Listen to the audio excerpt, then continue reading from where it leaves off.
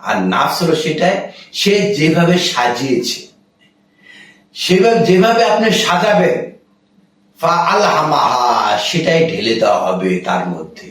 তাকে ফুজুরাহা সে মন্দ যেটা যাচ্ছে তার নাচটা মন্দ ভাবে তৈরি হবে।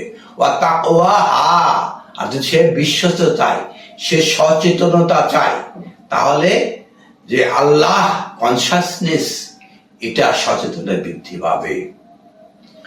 ফলাফলটা কি দাঁড়াবে? قد أفلح من زكاها قد أفلح قد মাঝি কারিব নিকটে قد أفلح সে সফলতা পেয়ে গেছে। মান জাক্কাহা পরিষ্কার করা হলো। যে তাকওয়া দিয়ে নাফস সাজায়, যেখানে নাফসের যে কুলুষিত পরিষ্কার করে তাকওয়া দিয়ে সাজিয়েছে, قد أفلح সে তো সফল কাম। মান জাক্কাহা সে তো সফল হয়েছে। যে এই নাফসকে বিশুদ্ধভাবে একদম পরিশুদ্ধভাবে পরিষ্কার করে সাজিয়েছে, সেই সফল কাম হয়েছে। আলহামদুলিল্লাহ।